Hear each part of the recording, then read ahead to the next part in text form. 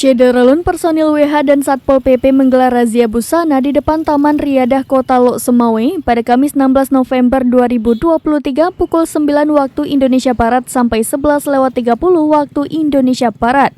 Dalam razia yang dibantu personil polisi dan polisi militer berhasil menjaring 30 pelanggar baik pria maupun wanita. Pantauan serambinews.com, para personil WH langsung menghentikan pengendara yang berpotensi melanggar dalam tata cara berbusana, yakni pada wanita berpakaian ketat dan pria yang bercelana pendek. Bagi mereka yang terjaring langsung diarahkan ke petugas untuk dilakukan pendataan. Bagi yang memiliki KTP, maka KTP mereka juga akan disita sementara, karena setelah mereka terjaring, pelanggar diarahkan untuk mendatangi kantor Satpol PP dan WH Kota Lok Sumawe.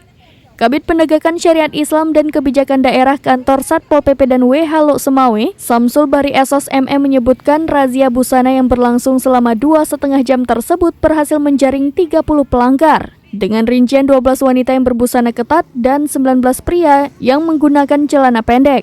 Bagi yang terjaring razia lanjut Samsul Bahri langsung didata. Selanjutnya mereka diwajibkan untuk mendatangi kantor Satpol PP dan WH Kota Lok Sumawe untuk dilakukan pembinaan. Para pelanggar yang terjaring dalam razia tersebut dapat mendatangi kantor Satpol PP dan WH Lok Sumawe mulai Kamis hari ini setiap jam kerja. Samsul Bahri menambahkan dengan razia ini diharapkan dapat meningkatkan kesadaran masyarakat agar saat berada di luar rumah bisa berbusana sesuai dengan syariat Islam. Jilbab, baju ketat, dan celana pendek.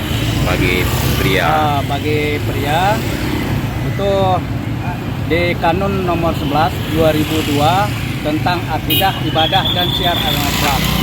Untuk razia ini jatuh pasal 13 ayat 1. Jadi bagi umat muslim menggunakan pakaian busana muslim. Muslim ya.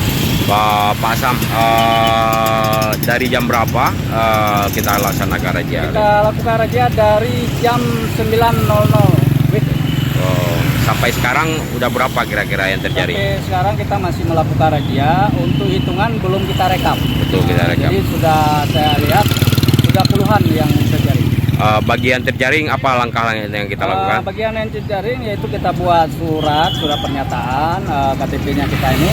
Nanti kita suruh ke kantor untuk kita lakukan pembinaan akhlak, akidah. Itu, Pak. Oke, terima kasih. Nama lengkap apa? Nama lengkap Samsul Bahri Esos MM. Sebagai apa? Sebagai Kabid Penegakan Syariat. Dari Lok Sumawe, Saiful Bahri, serambinews.com.